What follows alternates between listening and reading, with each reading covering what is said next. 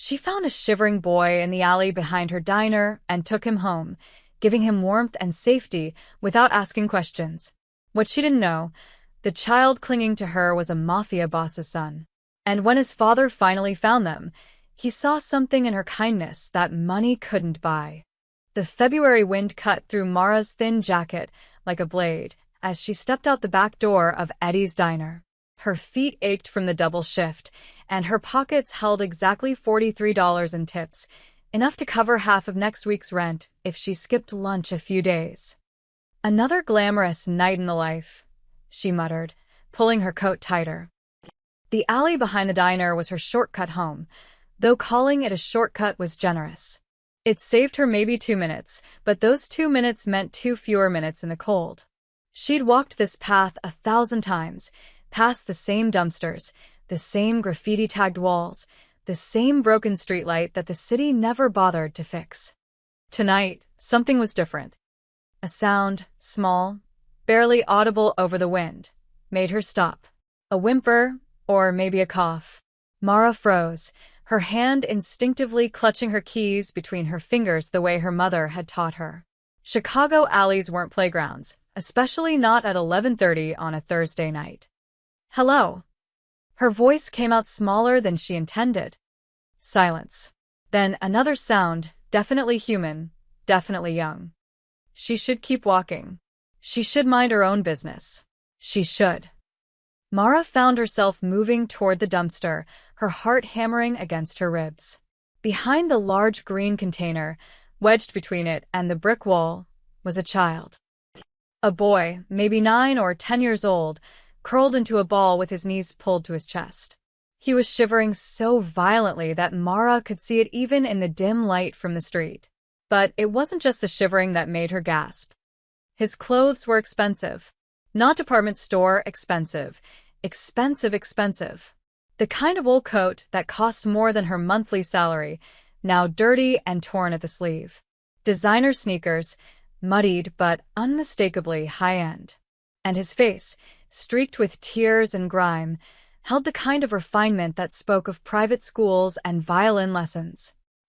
"Hey, sweetie," Mara said softly, crouching down despite every instinct screaming at her to call the police. "Are you okay?" The boy's head snapped up, his eyes wide with terror. They were striking eyes, dark and intelligent, with long lashes that any adult would envy. For a moment, Mara thought he might bolt. "I'm not going to hurt you," she continued, keeping her voice gentle. "I'm Mara." "I work at the diner right there. Are you lost?" The boy stared at her, his small chest heaving. Then, barely a whisper, "Please don't call them." "Call who, honey?" "Anyone," his voice cracked. "Please." Mara's mind raced. Runaway? Abuse? Kidnapping? The boy looked terrified, but not of her. Of something else. Someone else. "How long have you been out here?" "I don't know." Since dark." Mara glanced at her watch. It was nearly midnight, and the temperature had dropped to 30 degrees. This child had been hiding in a freezing alley for hours. Every reasonable thought told her to call the police, to let professionals handle this. But something in those frightened eyes stopped her. She'd grown up in foster care, had seen what happened when the system got involved. Sometimes the cure was worse than the disease. "Okay," she said, making a decision that would change everything. "No calls. But you can't stay here. You'll freeze. I live 10 minutes away. You can warm up, get some food, and then we'll figure this out. Deal?" The boy studied her face, his expression far too serious for someone so young. Finally, he nodded. Mara helped him stand, and that's when she noticed his right hand clutched around something. As he moved, she caught a glimpse, a silver bracelet, small and delicate, with 2 letters engraved on it. L.R. "What's your name?" she asked as they started walking. The boy hesitated. Lao. "Well, Leo, I hope you like tomato soup, because that's about all I've got at home." The walk to her apartment was quiet except for Leo's occasional sniffles. Mara kept glancing at him, trying to piece together the puzzle. Rich kid, running from something, hiding in an alley instead of going to the police. None of it made sense. Her apartment was nothing special, a fifth-floor walk-up in a building that had seen better decades. One bedroom, a kitchen barely big enough to turn around in, and a bathroom where the shower only worked if you jiggled the handle just right. But it was warm, and right now, that's all that mattered. "Sit," she instructed, pointing to her small couch. Leo obeyed immediately, his posture unnaturally perfect even in his exhausted state. Mara heated up the soup, found a clean blanket, and watched as Leo devoured the food like he hadn't eaten in days. His manners were impeccable. He waited for her to sit before eating, used his napkin properly, and thanked her 3 times. "Leo," she said carefully, "where are your parents?" His spoon stopped halfway to his mouth. "I can't tell you." "Why not?" "Because you'd make me go back." "Is someone hurting you? Is that why you ran?" "No," the answer came quickly, almost defensively. "No, it's not like that. It's just," he set down his spoon, his small hands trembling. "Everyone's always watching. Always telling me what to do, where to go, what to say. And my father, he's good, but everyone's afraid of him. Everyone treats him like—" Leo stopped abruptly, as if he'd said too much. Mara leaned forward. "Like what?" "Like he's dangerous." A chill ran down Mara's spine that had nothing to do with the weather outside. She looked at the boy, really looked at him. The expensive clothes. The formal manners. The bracelet that probably cost more than her car. The fear of being found. "Leo, what does your father do?" The boy met her eyes, and in that moment, he looked decades older than his years. "He protects people," Leo said quietly. "That's what he always says. But I don't think that's all he does." Before Mara could respond, her small television, left on from the morning, suddenly cut to a breaking news banner. She wouldn't have paid attention, except for the words that appeared on the screen. Breaking, 10-year-old son of prominent businessman Lorenzo Romano missing for over 24 hours. Family offering substantial reward for information. The photo that appeared made Mara's blood run cold. It was Leo. And the man standing behind him in the photo, with his hand protectively on the boy's shoulder, had eyes that Mara recognized from the newspapers. Eyes that had been photographed at charity galas and city council meetings. Eyes that belonged to a man whose business interests were the subject of much speculation and very little proof. Lorenzo Romano. Philanthropist. Real estate mogul. Suspected head of the most powerful organized crime family in Chicago. Mara looked at the child on her couch, then back at the television, then back at Leo. "Oh," she whispered. "Oh no." Leo's eyes filled with tears. "Are you going to send me back?" And Mara, who had always tried to do the right thing, who had never broken a law more serious than jaywalking, found herself looking at this frightened child and saying words that would pull her into a world she didn't understand. "Not yet. Not until you're ready." She didn't know it then, but in that moment, she'd just made herself the most important person in the most dangerous man in Chicago's life. Morning sunlight streamed through Mara's thin curtains, and for a confused moment, she thought last night had been a dream. Then she heard the sound of running water from the bathroom and remembered she had the son of Lorenzo Romano sleeping on her couch. She'd barely slept, lying awake replaying the news broadcast in her mind. Prominent businessman. That's what they called him. But everyone in Chicago knew the truth, or at least the rumors. The Romano family had roots that went back generations, connections that reached into every corner of the city. People whispered about them in restaurants, speculated about them on forums, but nobody ever said anything concrete. Nobody who valued their safety anyway. And she had his son eating breakfast at her kitchen table. Leo emerged from the bathroom, his hair damp, wearing one of Mara's oversized t-shirts that hung on him like a dress. Despite the ridiculous outfit, he maintained that same careful posture, that unnatural composure. "I hope you don't mind," he said. "I use the shower. I try not to use too much hot water." What 10-year-old worried about hot water usage? "It's fine," Mara said, pouring him orange juice. "Leo, we need to talk about last night. About what I saw on TV. His hand froze, reaching for the glass. What did it say? That your father is looking for you. That he's Lorenzo Romano. Leo's face went carefully blank, another expression too practiced for a child. Did it say anything else? That he's offering a reward. How much? The question caught her off guard. Does it matter? It matters to know who might be looking. Leo took a small sip of juice, his movements deliberate. My father has enemies. If they know I'm missing, they'll try to find me first. Use me. Mara sat down hard on the opposite chair. Leo, what kind of life do you have? For the first time since she'd found him, Leo's composure cracked. His eyes grew wet, and his voice came out small and broken. The kind where I can't just be a kid. Where my chess tutor carries a gun. Where I have to check under my car before my driver starts it, even though I'm only 10. Where people smile at my father, but I can see them shaking. But does he hurt people? Your father? No, the answer was immediate and firm. Papa says violence is what weak men do when they run out of words. He says real power is making people want to cooperate, not forcing them. Then why did you run? Leo stared into his orange juice. Because I wanted one day, just one day, where someone talked to me like I was normal. Where I could walk somewhere without 3 men following me. Where I could have a friend who liked me for me, not because their parents needed a favor from my father. Mara's heart broke a little.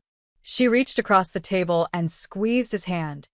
I understand, she said. More than you know. They sat in silence for a moment before Leo asked, what will you do? Turn me in for the reward? How much is it? Probably $1 million. Mara choked on her coffee. $1 million. My father doesn't do anything halfway. $1 million. Mara could pay off her debts, move out of this apartment, maybe even go back to school like she'd always dreamed. Her mother's medical bills from before she passed, she could finally settle those. She could have a life. She looked at Leo's face, at the hope and fear warring in his expression, and felt something shift in her chest.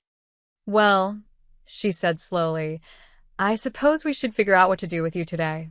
Do you like pancakes?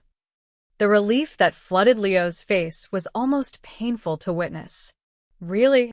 Really? But Leo, you need to understand. I can't keep you here forever. Your father must be worried sick. He's probably worried, yes. But sick. Leo shook his head. Papa doesn't get sick. He gets focused. Right now, every person who works for him is looking for me. Every camera is being checked. Every street is being searched. He won't stop until he finds me. That sounds like he loves you. He does. But sometimes love looks like a cage when it's covered in gold bars. Mara started making pancakes, and as she cooked, she watched Leo relax incrementally. He asked questions about her life, about working at the diner, about what she did for fun. His curiosity seemed genuine, hungry even. Don't you have friends? She asked. At school? I have classmates. That's different. He picked at his pancake. There's this boy, Marcus. He invited me to his birthday party once. Papa sent our security team to check out his house first, his parents, his whole family. After that, Marcus stopped talking to me.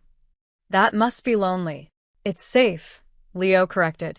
That's what matters in my world. Safety. The television, still on from earlier, cut to the noon news.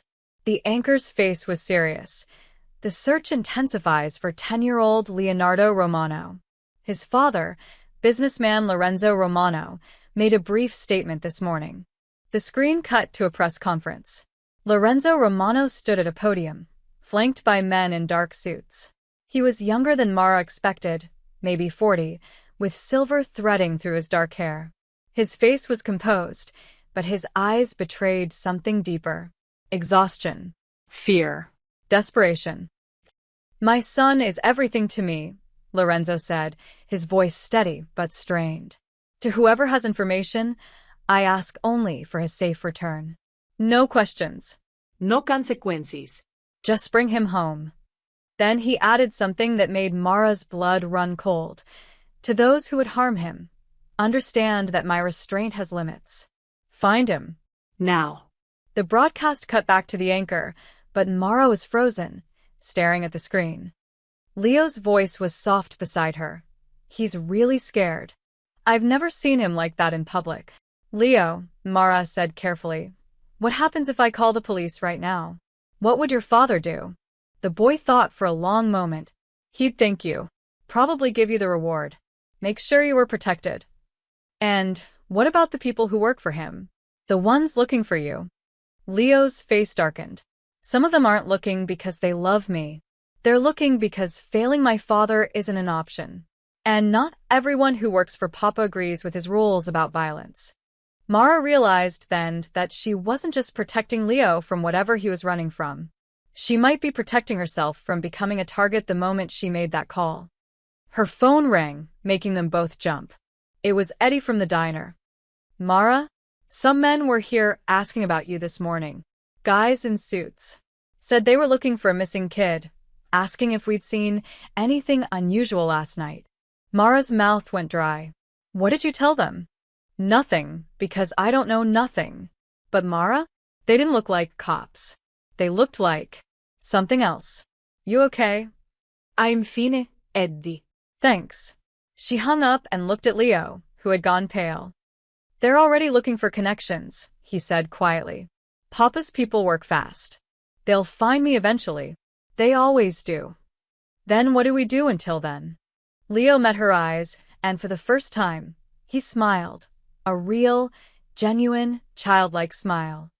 Can we feed the stray cats you mentioned? And maybe play chess? I promise I won't tell you how Papa's rook strategy relates to territorial control. Despite everything, Mara laughed. Deal. But Leo, whatever happens, I need you to promise me something. What? When the time comes, and it will come, you'll talk to your father. Really talk to him. Tell him how you feel. Leo nodded slowly. Okay, I promise. As they cleaned up breakfast, Mara caught her reflection in the window and barely recognized herself. 24 hours ago, she was just a waitress trying to make rent. Now she was harboring the son of the most powerful man in Chicago, with $1 million bounty on his head and dangerous men searching the streets. She should be terrified. Instead, watching Leo actually act like a child for the first time, laughing at her terrible juggling attempt with oranges, she felt something else entirely. She felt needed. And maybe, just maybe, that was worth the risk. Lorenzo Romano stood at the floor-to-ceiling window of his penthouse, watching the city wake up below. From 40 stories high, Chicago looked orderly, peaceful, a grid of streets and buildings bathed in morning light. He knew better. Somewhere in that vast sprawl was a son, alone and frightened, and Lorenzo couldn't do a damn thing about it without making everything worse. Boss, we've checked every hospital, every shelter, every place a kid might go. Vincent Caruso, his oldest friend and second in command, stood behind him, exhaustion evident in his voice. It's like he vanished into thin air. 10-year-old boys don't vanish, Lorenzo said quietly. Someone has him, or someone saw him. We're just not looking in the right places. We could expand the search. Put more pressure on.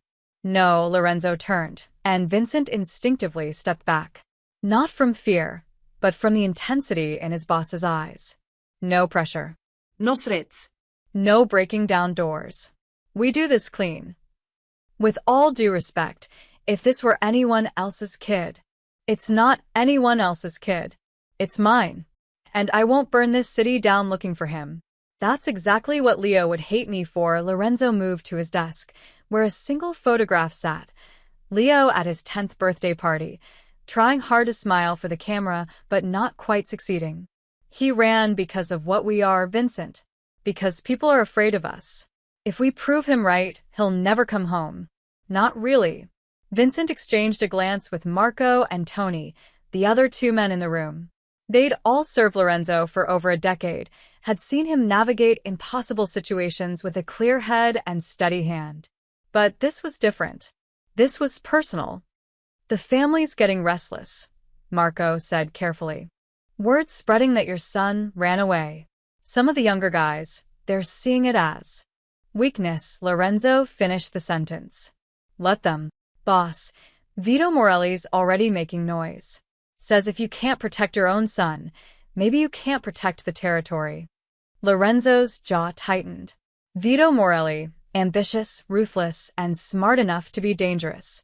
He'd been pushing for more aggressive expansion, wanted to go back to the old ways of doing business. The ways Lorenzo had spent 15 years moving away from. Vito forgets that I didn't build this organization by being the loudest or the most violent, Lorenzo said. I built it by being the smartest. And right now, the smart thing is to find my son without collateral damage. And if Vito makes a move while you're distracted, Lorenzo's expression went cold. Then Vito will learn why everyone else is smart enough not to. His phone buzzed, a text from his assistant.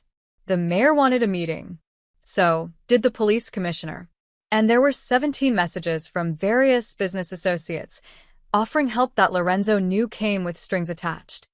He ignored them all and pulled up the footage from Leo's school again, watching for the 100th time as his son slipped away from his security detail during a field trip. Leo had been planning this, the way he timed it, using the crowd of students as cover. His son had inherited his strategic mind, for better or worse. Pull up the traffic cameras from the museum district again, Lorenzo ordered. And get me a list of every business within a 5-block radius of where we lost him.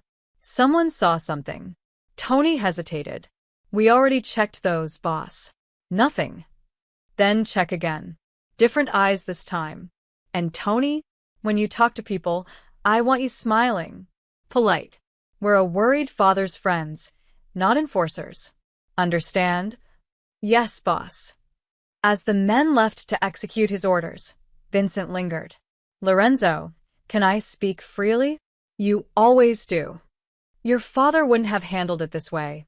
He'd have had every snitch in the city shaken down by now, every favor called in. People would be too scared not to help. Lorenzo poured himself a whiskey, despite the early hour. My father died at 53 with more enemies than friends, Vincent. Is that the legacy you think I should follow? Your father also never lost control of his family. No, he just lost his soul instead. Lorenzo took a slow sip. Do you know what Leo asked me last month?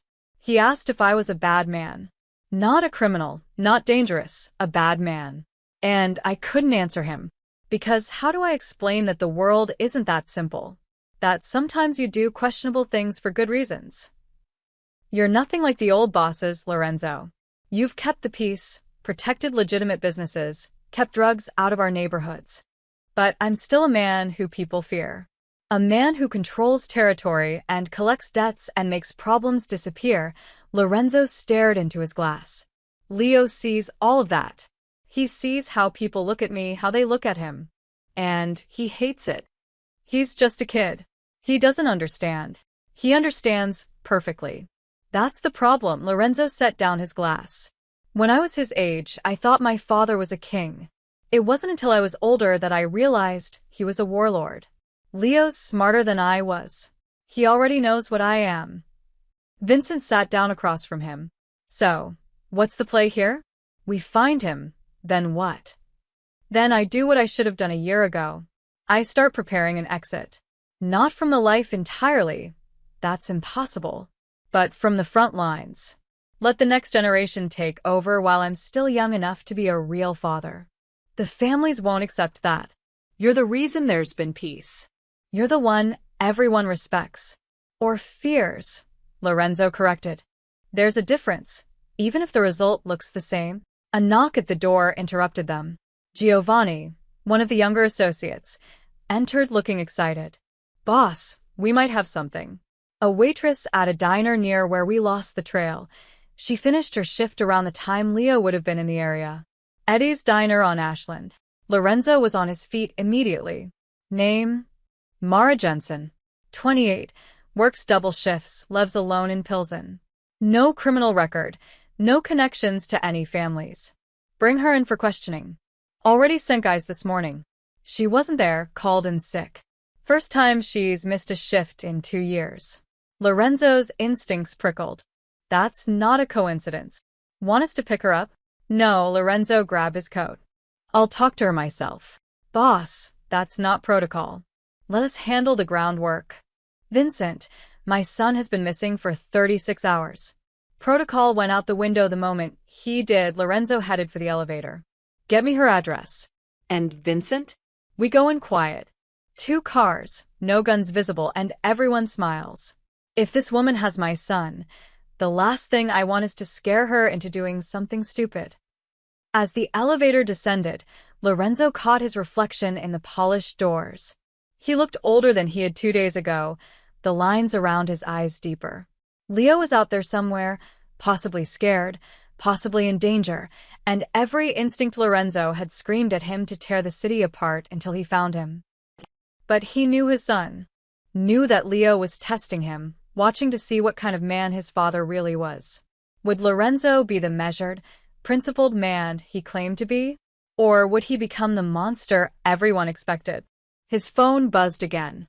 Vito Morelli, requesting a meeting to discuss the situation. Lorenzo deleted the message. Vito could wait.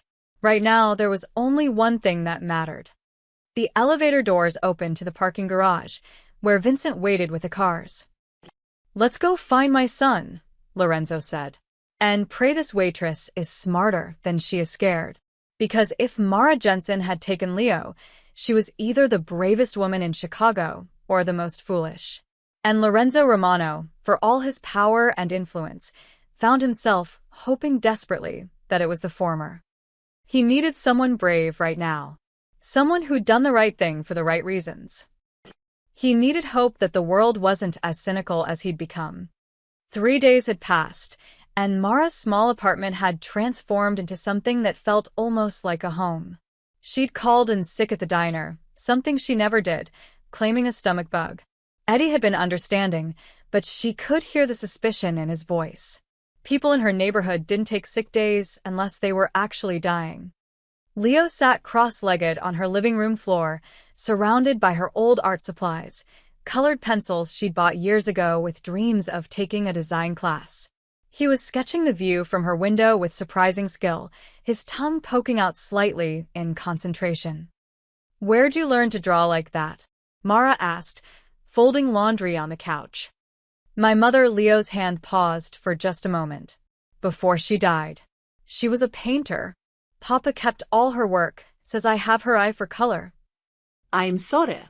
About your mom. It was 4 years ago. Cancer, he added, shading to a building. Papa changed after that. Got more protective, more strict about security. That's when the guards started following me everywhere.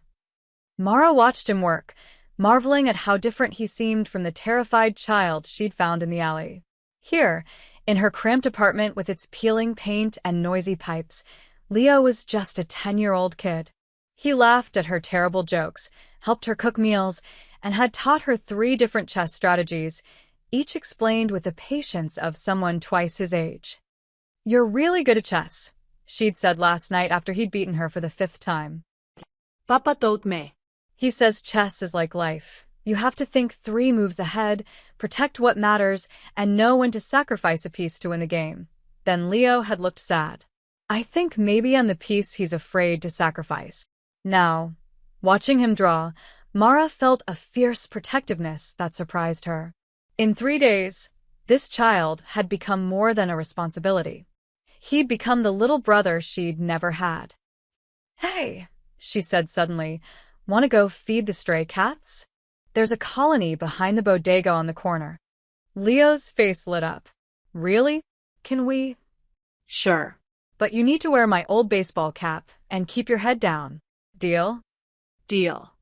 20 minutes later, they were crouched in the alley behind Martina's bodega, surrounded by 6 cats of various sizes and colors.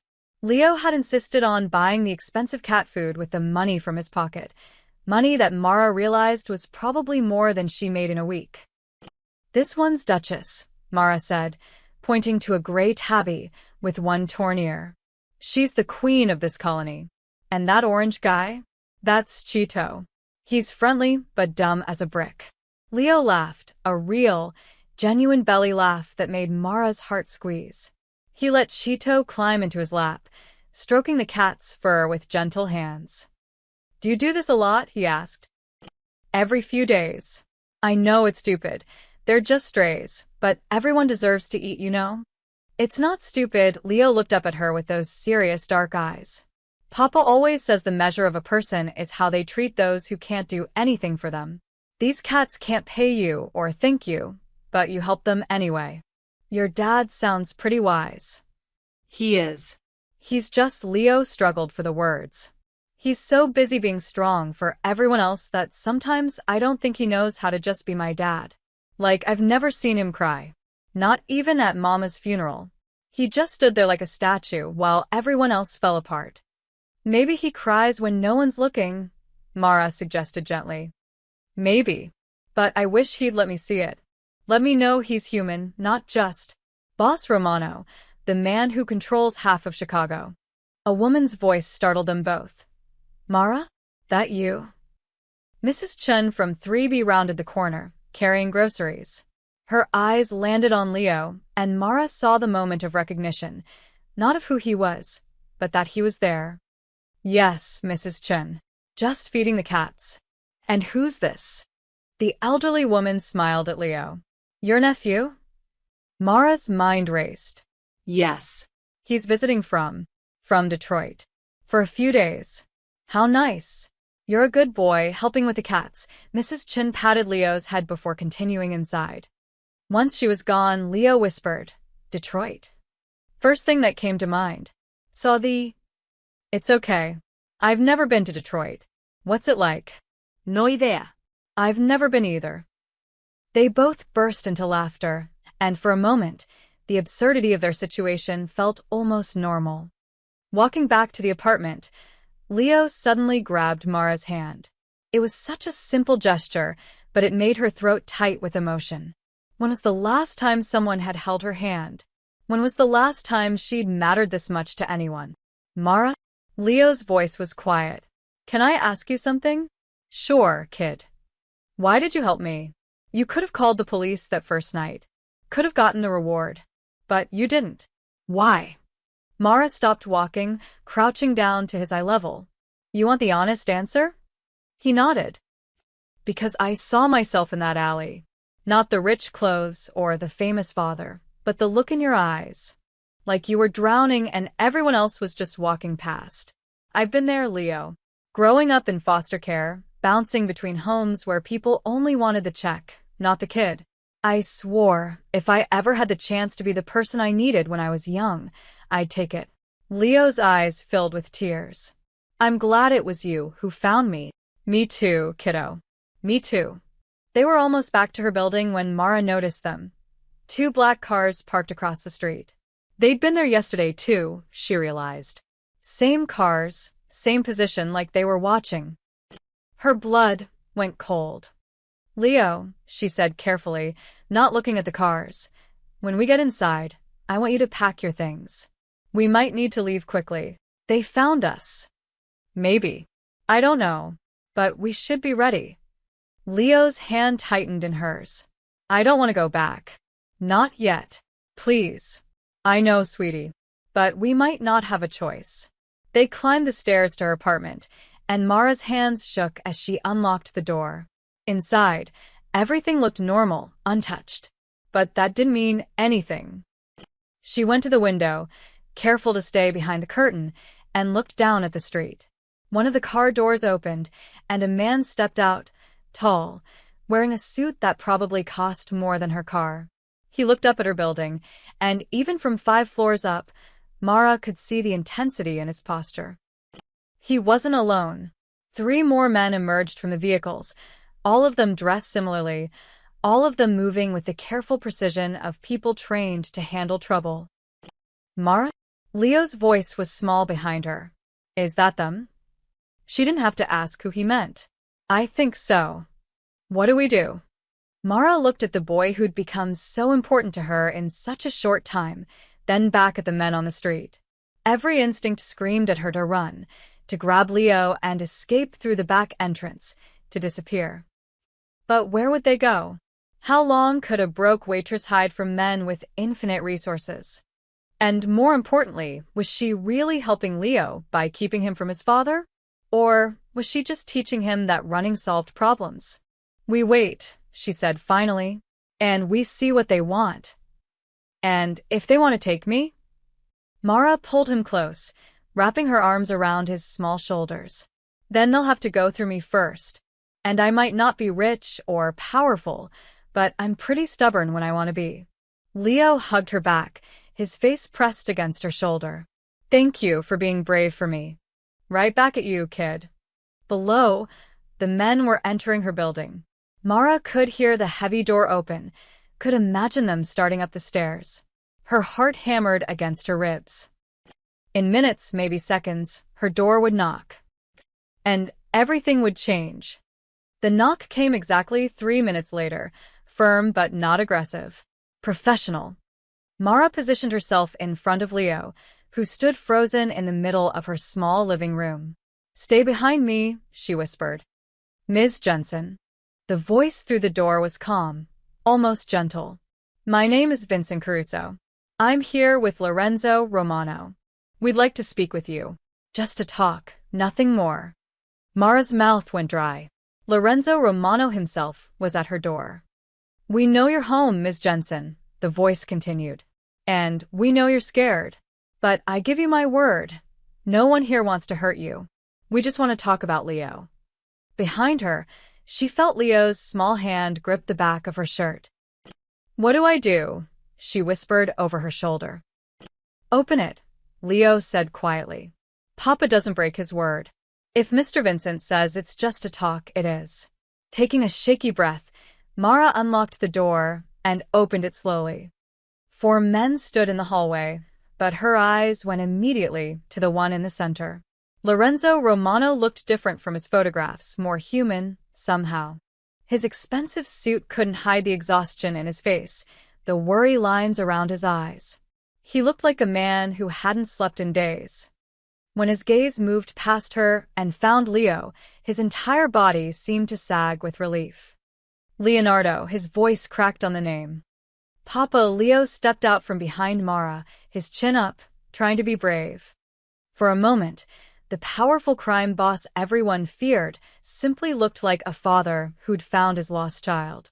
Lorenzo moved forward, but Vincent caught his arm, gesturing toward Mara. Lorenzo stopped, and when he spoke again, his voice was controlled.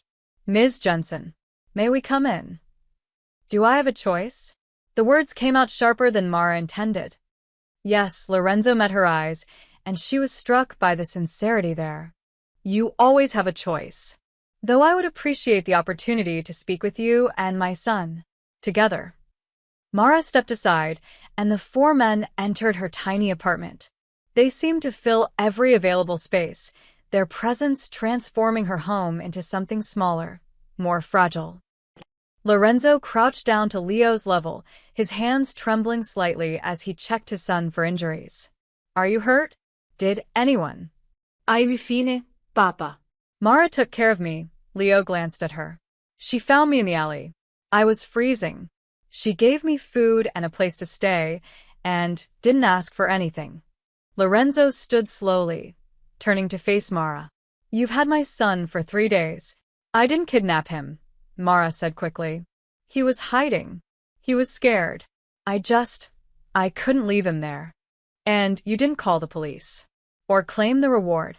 He asked me not to. $1 million, Ms. Jensen. That's a life-changing amount of money for someone in your situation. Mara felt her face flush with anger. My situation? You mean being poor? Yeah, I know I'm poor. But I'm not someone who trades kids for cash. To her surprise, Lorenzo's expression softened. That's not what I meant. I'm sorry. That came out wrong. He gestured to her worn couch. May I sit?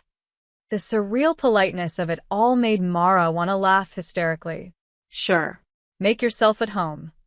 Lorenzo sat, and Leo immediately moved to his side, not cowering, but seeking comfort. Lorenzo wrapped an arm around his son, and Mara saw his hand shake as he pulled the boy close. Can you tell me what happened? Lorenzo asked. Why you ran? Leo stared at his shoes. I was at the museum with school. Everyone was looking at the art, but all I could think about was how Joey and Marcus were whispering about you. About what you do. About whether I'm dangerous, too. What did they say?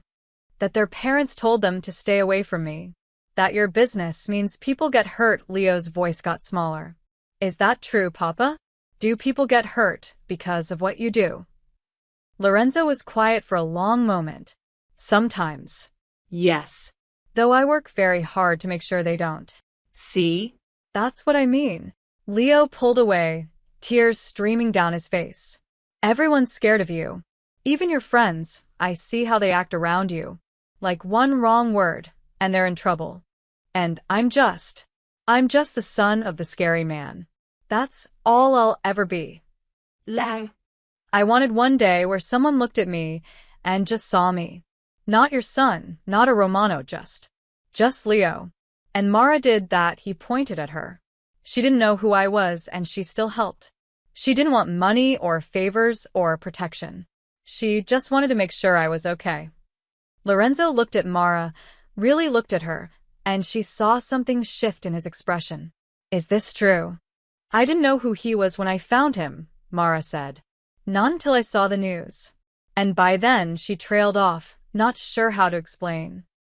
By then you'd already cared, Lorenzo finished quietly. You'd already made him a promise. He's a kid. A scared kid who needed help. That's all that mattered.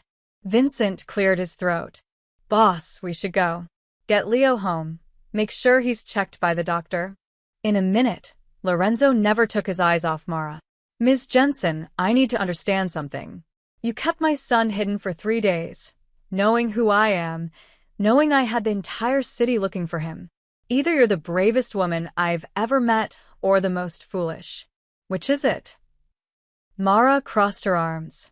Maybe I'm just someone who thinks a 10-year-old's feelings matter more than some crime boss's pride. The room went silent. Vincent's hand moved toward his jacket, but Lorenzo held up a hand, stopping him. Then, incredibly, Lorenzo laughed, a short, surprised sound. Fair enough, he stood, his hand still on Leo's shoulder. My son is right. You saw him as just a child. That's rare in my world. And valuable. I don't want your money. I know. But you'll have it anyway, not as payment, but as thanks. He pulled an envelope from his jacket. This is $5,000. Enough to cover your lost wages and expenses, nothing more. I'm not trying to buy your silence or your loyalty. I'm simply thanking you for keeping my son safe when you had no reason to. Mara stared at the envelope. $5,000. That was 3 months of rent, or her car repairs, or... She pushed it back toward him. I told you. I didn't do it for money. Lorenzo looked at the envelope, then at her, then at his son's face, and something changed in his expression. He slowly put the envelope back in his jacket. Then will you accept my thanks without it? That I can do. Lorenzo extended his hand, and Mara shook it. His grip was firm but not aggressive, his palm calloused despite his expensive suit. Come on, Leonardo, Lorenzo said gently. Let's go home. Leo's face crumpled. Can I say goodbye? Of course. The boy threw himself at Mara, wrapping his arms around her waist. She hugged him back, feeling tears sting her own eyes. Thank you for showing me what kindness looks like, Leo whispered. I won't forget. You take care of yourself, okay? And maybe talk to your dad. Really talk to him. He looks like he wants to listen. Leo nodded against her shoulder, then pulled back. He took his father's hand, and together they moved toward the door. Lorenzo paused at the threshold, looking back. Ms. Jensen? If you ever need anything at all, you call this number. He placed a business card on her entry table. Day or night. No strings attached. Why would you do that? Because you gave me back what matters most. And because he glanced at Leo. Because my son trusts you. In my experience, children are excellent judges of character. Then they were gone, the apartment suddenly feeling enormous and empty in their absence. Mara locked the door behind them and slid down it, sitting on the floor as the reality of the last 3 days crashed over her. She'd harbored the son of Chicago's most powerful crime boss. She'd refused his money. She'd told him off to his face. And somehow, she was still alive. Her phone buzzed, a text from Eddie. "You coming back to work tomorrow? Those guys came back asking about you again." Mara stared at the message, then at the business card Lorenzo had left. Simple, elegant. Lorenzo Romano with a phone number. Nothing else. She should throw it away. Should forget this ever happened. Should go back to her normal, quiet life. Instead, she tucked the card carefully into her wallet. Something told her she'd need it sooner than she thought. The Romano estate sat behind iron gates in Lincoln Park, a sprawling mansion that looked more like a museum than a home. Lorenzo led Leo through the front entrance, past staff members whose relief was evident on their faces. The housekeeper, Mrs. Patricia, actually cried when she saw Leo. "Thank God," she whispered, making the sign of the cross. "Thank God you're safe."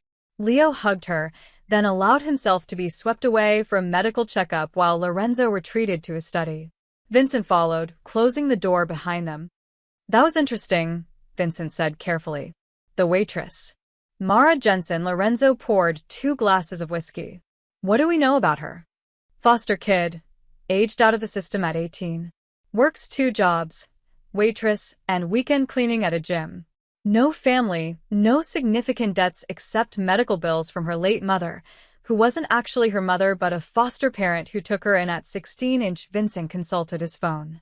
"By all accounts, she's exactly what she appears to be, a woman trying to survive who did a decent thing." Lorenzo swirled his whiskey, thinking about the way Mara had stood between him and Leo, chin up despite being terrified. The way she'd refused his money, without hesitation. In his world, everyone wanted something. Everyone had an angle. Except, apparently, Mara Jensen. "Send her 20,000, Lorenzo said suddenly. "Boss, she refused the 5. Which is why we send more. As a gift, not payment. Have it delivered with a note thanking her for her kindness. Make it clear there are no strings, no expectations." Vincent raised an eyebrow. "You realize she'll probably return that too?" "Probably. But Leo's right. She showed him genuine kindness. That's worth acknowledging, whether she accepts it or not." An hour later, Leo appeared in the study doorway, fresh from his medical check and wearing clean clothes. He looked smaller somehow, more vulnerable than he had in Mara's apartment. "Papa? "Can we talk?" Lorenzo gestured to the chair across from his desk. "Of course. But first, I need you to understand something." He came around the desk, pulling a chair close to his son's. "What you did was dangerous. Not just for you, but for everyone who cares about you. Do you understand that?" "Yes." "Do you understand that there are people, bad people, who would have used you to hurt me?" "Yes." "Then help me understand why you did it anyway." Leo's face twisted with emotion. "Because I'm suffocating, Papa. Everyone watches me all the time. I can't make friends because you have them investigated. I can't go anywhere without guards. I can't even fail a test without someone reporting it to you." Tears rolled down his cheeks. "When does it stop? When do I get to just be a kid?" Lorenzo felt each word like a physical blow. "I'm trying to keep you safe. I know. But Mama used to say that a life lived in fear isn't really living. Don't you remember?" Lorenzo closed his eyes. Yes, he remembered. Sophia had said those exact words, usually while trying to convince him to let Leo do something normal, ride a bike, go to a friend's house, join the school soccer team. And every time, Lorenzo had found a reason to say no, always dressed up as concern for safety. "Your mother was braver than I am," Lorenzo said quietly. "She wasn't afraid of the world the way I am." "You're not afraid of anything. I'm terrified of losing you." Every single day, Lorenzo took his son's hands. "When your mother died, something broke in me. I couldn't protect her from the cancer, couldn't fix it, couldn't control it. So I tried to control everything else, especially your safety. But I see now that I've been building a prison instead of a home." "I don't need a prison, Papa. I just need a father." The words hung in the air between them. Lorenzo pulled his son into a tight embrace, feeling the boy's tears soak into his shirt. I'm sorry, Lorenzo whispered. I'm so sorry. I've been so focused on keeping you alive that I forgot to let you live. They sat like that for a long time, neither speaking, just holding each other. Finally, Leo pulled back. Mara made me feel normal. Like I mattered because of who I am, not who you are. Can I see her again? Lorenzo hesitated, every protective instinct screaming no. But he thought about Mara's apartment, about the way Leo had laughed while feeding stray cats, about the sketch he'd drawn with such care. Let me think about it, he said. But Leo? No more running. If you need space, if you need to talk, if you need anything, you come to me first. Deal? Deal. The next morning, Lorenzo sent Vincent to deliver the envelope to Mara, $20,000 with a simple note, for showing my son what kindness looks like. No strings. No expectations. Just gratitude. LR. Vincent returned 3 hours later with the envelope unopened. She wouldn't take it? Lorenzo asked. She took it, opened it, counted the money, then handed it right back. Vincent couldn't quite hide his smile. Said, and I quote, "Tell Mr. Romano, I didn't ask for a down payment on a house. I asked for nothing." The answer's still nothing. Lorenzo stared at Vincent. She actually said that. Word for word. Then she wrote her own note and sealed the envelope. Vincent handed it over. Lorenzo opened it, finding his cash and a piece of diner receipt paper with handwriting that slanted slightly to the left. Mr. Romano, I don't want your money. I wanted Leo to feel safe for a few days. Mission accomplished. If you want to thank me, just be the father he needs. That's payment enough. Also, he mentioned he likes painting. His mother's gift, he said. Maybe let him pursue it? Just a thought from a waitress who knows nothing about raising kids. Mara. Lorenzo read the note 3 times, feeling something unfamiliar stirring in his chest.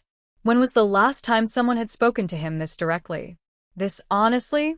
Even Vincent, his oldest friend, measured his words carefully. But this waitress, this woman with nothing to lose and everything to fear, had looked at the most powerful man in Chicago and essentially told him to be a better father. She's either fearless or foolish, Vincent said. No, Lorenzo said slowly. She's honest. And that's rarer than either. He picked up his phone and called his lawyer. Richard? I need you to find out who holds the medical debt for a woman named Mara Jensen. Former foster child, late 20s. Yes, I'll wait. 5 minutes later, he had the information. Mara owed $17,000 to 3 different collection agencies for her foster mother's cancer treatment for a woman who'd taken her in when no one else would. Pay them off, Lorenzo instructed. All of them. Anonymously. She can't refuse what she doesn't know about. Boss, Vincent said carefully, why are you doing this? Lorenzo looked at his son's drawing, still sitting on his desk, the view from Mara's window, rendered with careful detail and surprising emotion. Because she gave me back my son. Because she did it without wanting anything in return. And because he paused, thinking about Leo's words. Because she reminded me what honor actually looks like. 2 weeks later, Mara received a letter from a collection agency informing her that her debt had been satisfied by an anonymous benefactor. She stood in her apartment, reading the letter 3 times, her hands shaking. She knew exactly who the anonymous benefactor was. She pulled out Lorenzo's business card, staring at the number. Part of her wanted to call and yell at him for interfering. Another part wanted to thank him. A larger part just wanted to cry with relief. In the end, she did none of those things. Instead, she tucked the letter away and went to work. But she kept the business card. And sometimes, late at night, she wondered about the boy with the sad eyes and his father who was learning, slowly, painfully, how to love without suffocating. She wondered if they were okay. She wondered if she'd ever see them again.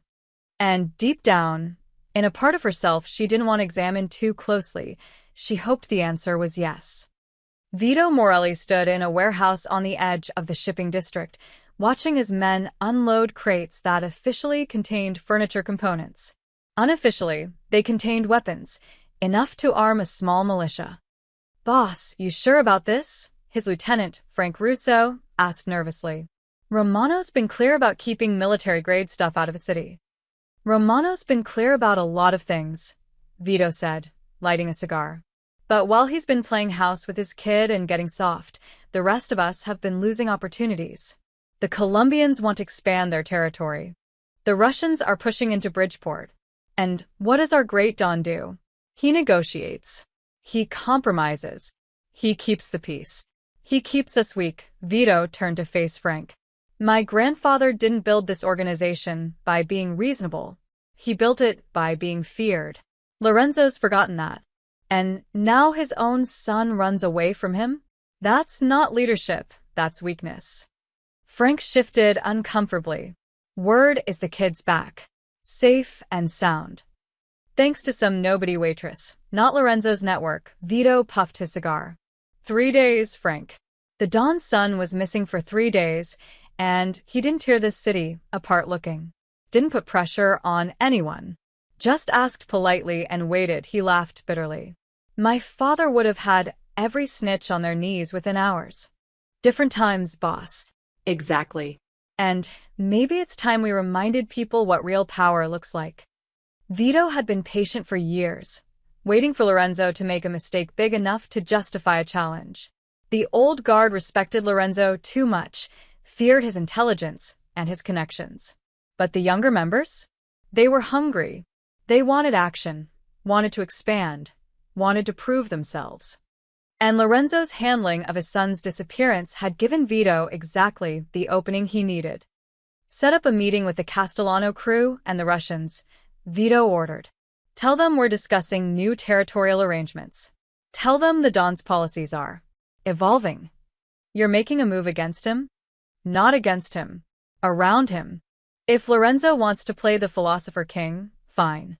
But the rest of us still have business to conduct."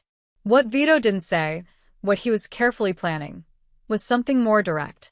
Something that would prove once and for all that Lorenzo Romano had gone soft. He was going to take the boy again. But this time, it wouldn't be about ransom or negotiation. It would be about sending a message. Lorenzo couldn't even protect his own family. How could he protect the organization? 2 weeks after Leo's return, Lorenzo was in his study reviewing legitimate business reports when Vincent burst in without knocking. "We have a problem." Lorenzo looked up sharply. Vincent never interrupted without cause. "What kind of problem?" "Vito's moving. He met with the Castellanos last night, and we have sources saying he's been in contact with the Russian crew. He's building a coalition." "To do what?" "To challenge you. He's been spreading the word that you're not fit to lead, that you've gone soft." Vincent dropped a folder on the desk. "And he's got support. More than I'd like." Lorenzo flipped through the folder, surveillance photos, transcribed conversations, financial records. Vito had been busy and careful. Most of this skirted the line of outright betrayal without crossing it. How many families are listening? For that we know of.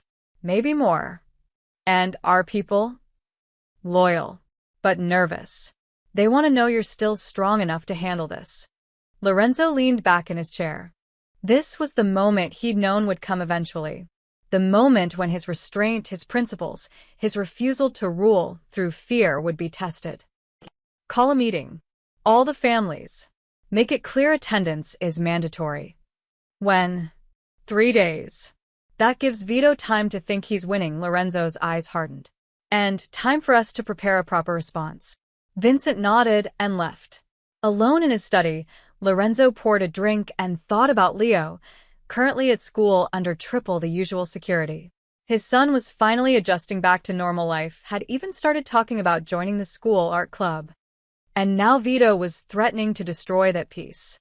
The school charity event was held at the Lincoln Park Cultural Center, a fundraiser for the arts program. Leo had begged to participate, to help set up the student art display. After 2 weeks of exemplary behavior, Lorenzo had reluctantly agreed. "Papa, you don't need to send so many guards," Leo had complained that morning. "It's just school stuff. Humor me," Lorenzo had replied, ruffling his son's hair. "After last time, I need the peace of mind." What Lorenzo didn't know, what his intelligence network hadn't caught, was that Vito had been planning this for days. Had paid off one of the event security guards. Had studied the layout. Had waited for exactly this opportunity. Leo was helping his art teacher arrange paintings in the main gallery when he noticed something odd. The guard by the side entrance, usually there were two, but now there was only one. And he was checking his phone instead of watching the room. Before Leo could process this, someone tapped his shoulder.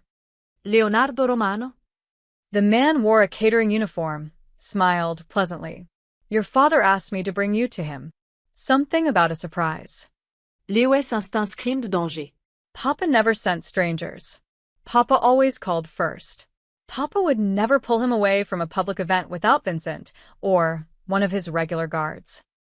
I don't think so, Leo said, stepping back. The man's smile didn't waver, but his hand moved to his jacket. I really must insist. Leo did what Mara had taught him during those 3 days. He started screaming. Help. I don't know this man. Help.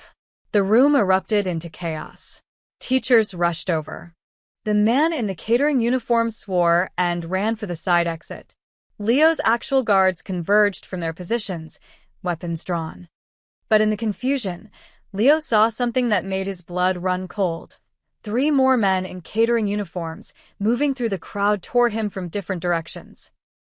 This wasn't a single kidnapper. This was coordinated.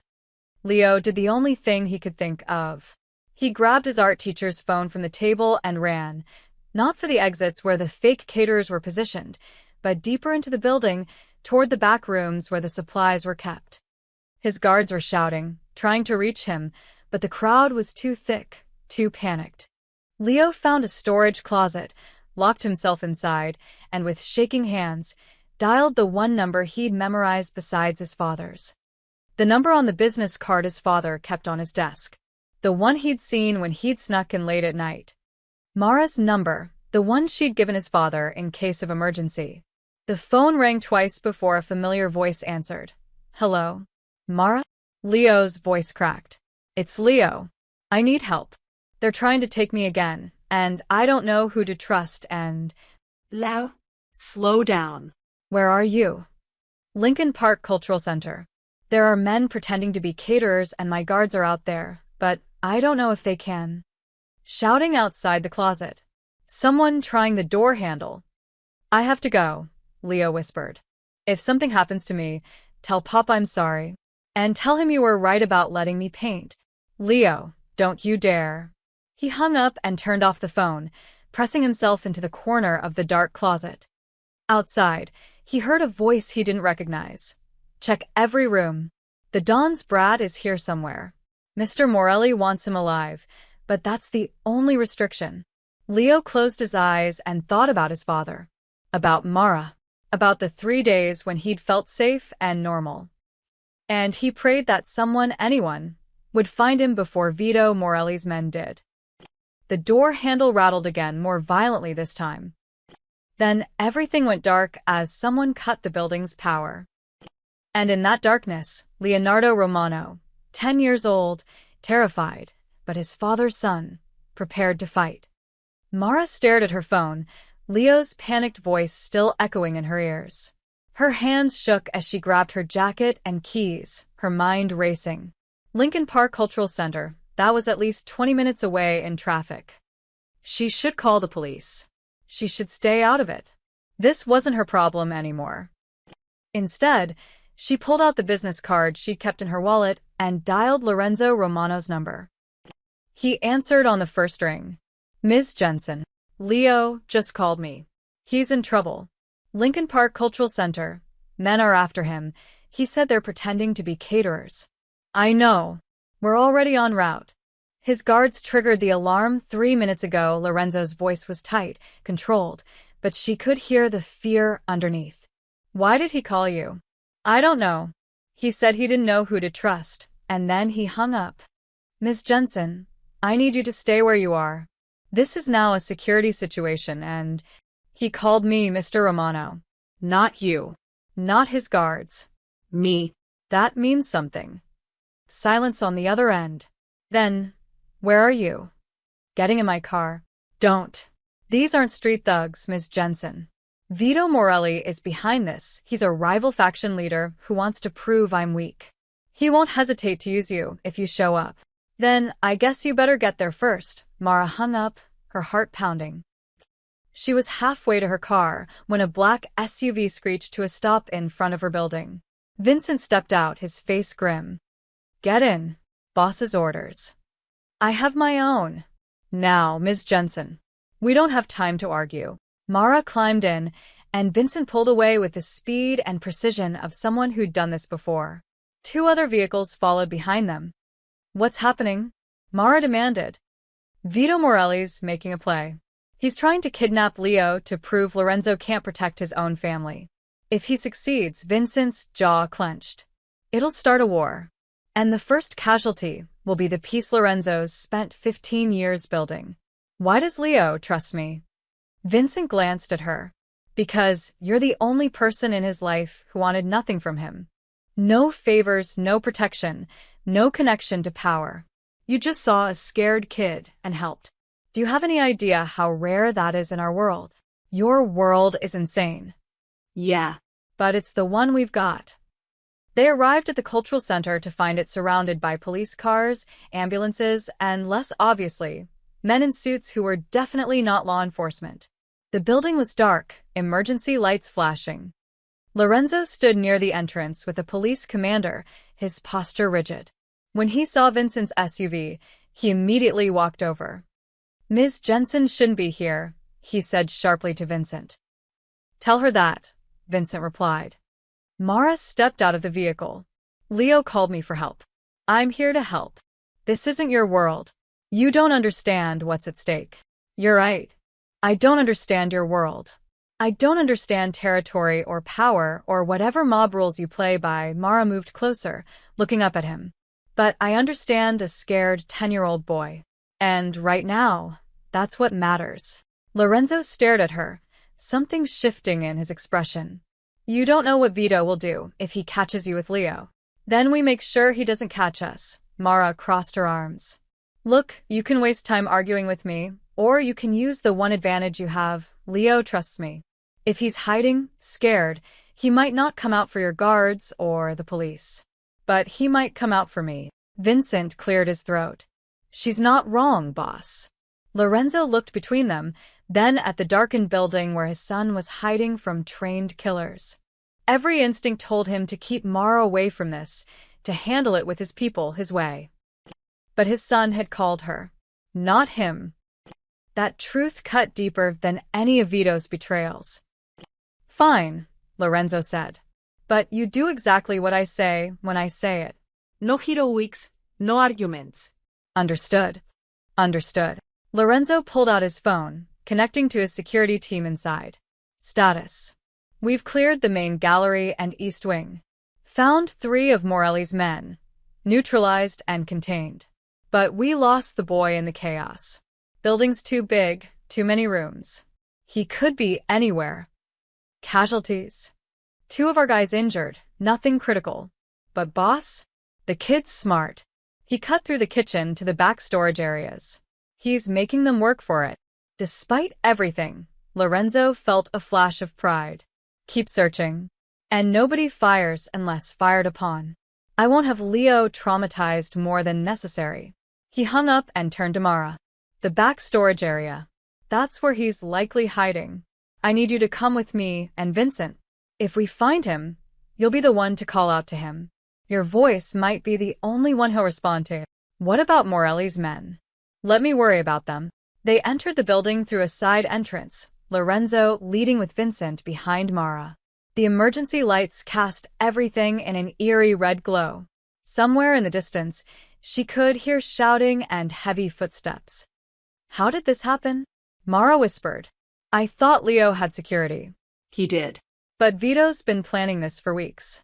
He bribed one guard, created a distraction, exploited the chaos. Lorenzo's voice was cold. He'll pay for it. How? Lorenzo didn't answer, and Mara wasn't sure she wanted him to. They moved through the building methodically, checking rooms. Each one was empty, and each empty room made Lorenzo's expression darker. Then they heard it, a crash, followed by a young voice shouting, "Get away from me." Le. Lorenzo took off running, Mara and Vincent right behind him. They burst into a large storage room filled with stage equipment and art supplies. Leo was backed into a corner, holding a paint can like a weapon. Two men in catering uniforms advanced on him slowly. "Leonardo, make this easy," one of them said. "We don't want to hurt you."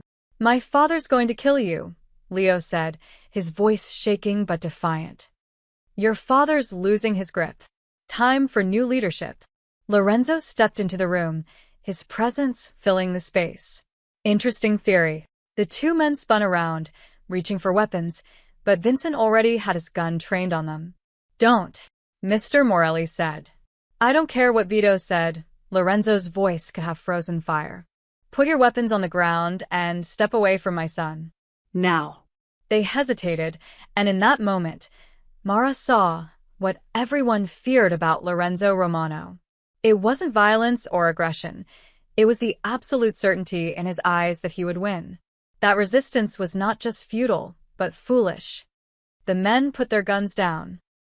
"Leo," Mara called softly. "It's okay, sweetie. Your dad's here." Leo's head snapped toward her voice. "Mara?" Yeah, kid. "I'm here. You can come out now." Leo dropped the paint can and ran, not to his father first, but to Mara, wrapping his arms around her waist and sobbing into her shirt. She held him tight, stroking his hair. "You're okay," she murmured. "You're safe now." Over Leo's head, she met Lorenzo's eyes. The gratitude there was overwhelming, but so was something else, a recognition that his son needed more than he alone could provide. "Take him outside," Lorenzo said quietly. "Vincent will go with you." "What about you?" "I have business to finish with Vito Morelli." Papa, no. Leo pulled away from Mara. "Don't hurt him." Please. "That's what he wants. He wants you to be the monster everyone thinks you are." Lorenzo crouched down to his son's level. "What would you have me do?" "Be better than him. Show everyone that real strength is not giving them what they expect." Leo's eyes were red from crying, but clear with conviction.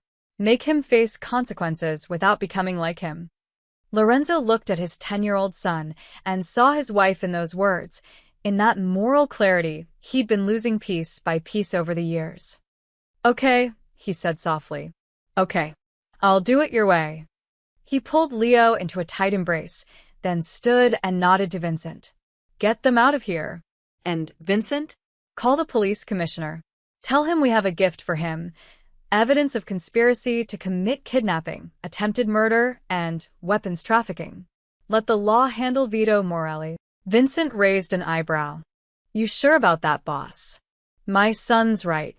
It's time to be better than our enemies expect." As Mara led Leo toward the exit, the boy looked back at his father. Thank you, Papa. "For listening." "Thank you," Lorenzo replied, "for reminding me what I'm supposed to be protecting." Outside, in the safety of Vincent's SUV, Leo finally broke down completely. Mara held him while he cried, this brave, brilliant boy who'd survived 2 attempts to use him as a weapon against his father. "I was so scared," Leo whispered. "I know, but you were also incredibly brave. I knew you'd come if I called." "Always," Mara promised. And in that moment, she realized she meant it. Whatever came next, wherever this strange relationship with the Romano family led, she would be there for this child who'd somehow found his way into her heart. Even if it meant stepping into a world she didn't understand, facing dangers she couldn't imagine. Because that's what you did for family. And somewhere along the way, Leo had become exactly that. Lorenzo didn't come home until dawn. When he finally walked into the estate, still wearing his blood-free but wrinkled suit, Leo was waiting in the foyer, despite Mrs. Patricia's attempts to send him to bed. "Papa," Leo ran to him.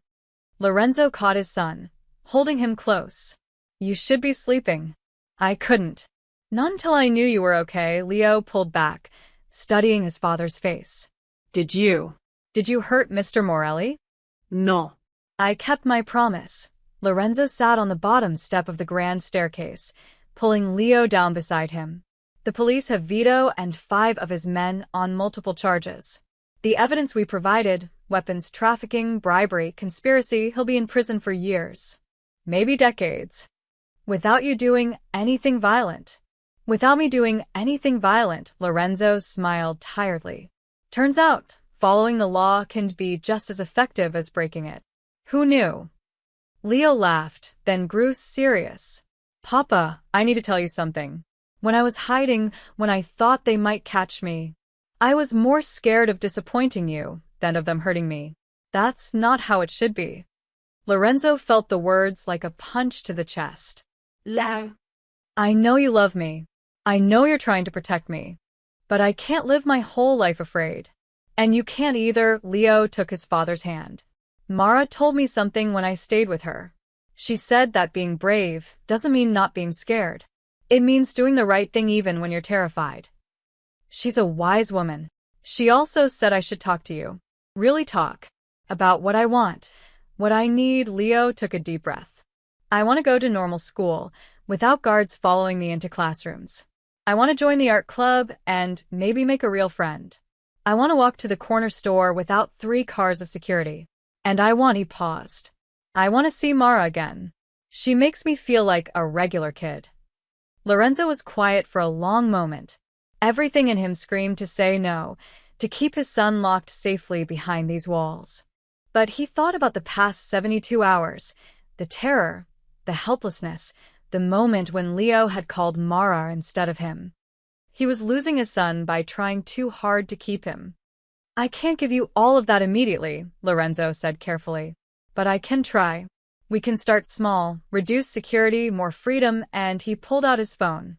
I think Ms. Jensen and I need to have a conversation about your future. Mara was working the morning shift at Eddie's diner when Lorenzo Romano walked in, causing every head in the place to turn. He looked absurdly out of place among the truckers and construction workers, his tailored suit probably worth more than the entire restaurant. Mr. Romano, Mara said, wiping her hands on her apron. This is a surprise. May I speak with you privately? I promise this won't take long.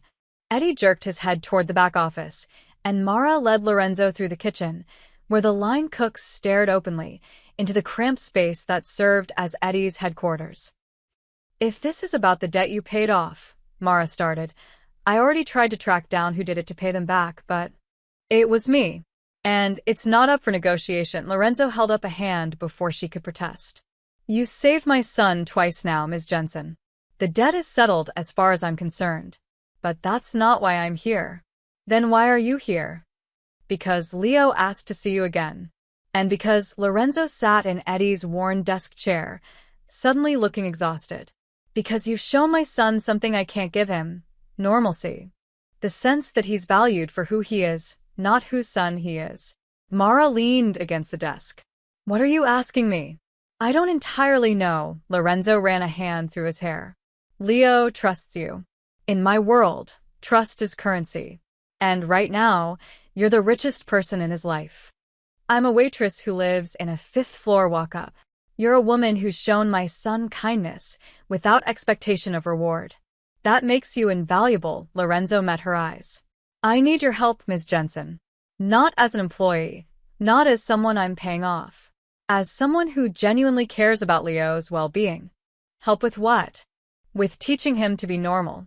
With showing him that the world isn't all danger and calculation.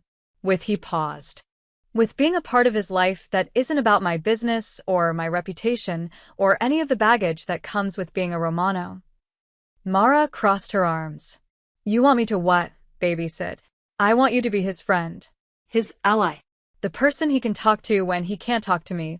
Lorenzo pulled out an envelope. This is an offer to manage a new restaurant I'm opening in your neighborhood.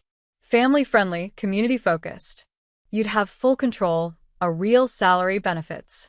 But the real job, the one I'm actually asking you to do, is to be there for Leo when he needs someone who sees him as just a boy. Mara stared at the envelope. You're offering me a restaurant to be friends with your son? I'm offering you a restaurant because you deserve better than double shifts for barely minimum wage. The friendship with Leo? That's already there. I'm just asking you not to walk away from it. This is insane. Yes. But then, so is everything about my life, Lorenzo stood. I'm not asking for an answer now. Take time, think about it. But, Ms. Jensen? Leo's been through 2 traumatic experiences in 3 weeks. He's seeing a therapist starting next week, but he specifically asked if you could be part of his support system. Not his guards, not his tutors, not the staff who've known him since birth. You. Mara felt her throat tighten. Why me? Because you're real. Because you don't fear me or worship me or want anything from me. Because when my son was lost and terrified, you gave him soup and a blanket and made him feel human. Lorenzo moved toward the door, then paused. Read the offer. Think about it. But know that whether you accept the restaurant or not, you'll always have a place in Leo's life if you want it. After he left, Mara opened the envelope. The salary listed made her dizzy. The terms were generous, almost absurdly so. But tucked inside was also a hand-drawn picture, Leo's careful sketch of the 2 of them feeding the stray cats, with "Thank you for being my friend," written in a child's careful handwriting at the bottom. That's what broke her. Eddie poked his head in. You okay? I think I just got offered my dream job for the weirdest reason possible. That Romano guy. Yeah. Eddie studied her face. You gonna take it? Mara looked at Leo's drawing, at his careful lettering, at the way he'd captured the exact moment when she'd felt most useful, most needed. Yeah, she said quietly. I think I am. Because somewhere between finding a shivering boy in an alley and holding him while he cried in an SUV, Mara Jensen had found something she'd been missing her entire life. Purpose. And maybe, just maybe, family. 2 days after Mara accepted Lorenzo's offer, everything fell apart again. She was at the new restaurant space, a beautiful corner building with large windows and exposed brick, reviewing renovation plans when Vincent called. Ms. Jensen, we have a situation. Mara's blood went cold. Lao. Missing. Taken from his therapist's office 20 minutes ago. We're trying to track him, but Vincent's voice was strained. Morelli had people on the outside. They grabbed Leo during the session transition. We think they're moving him out of the city. I thought Vito was in jail. He is. But his cousin Marcus isn't. And Marcus is more ruthless than Vito ever was. Where's Lorenzo? Mobilizing everyone. But Ms. Jensen, we need you. Leo has his panic button, a tracker we embedded in his watch. He activated it 5 minutes ago, but then it went dark. Last ping was at an abandoned textile factory in Gary, Indiana. That's 40 minutes from here.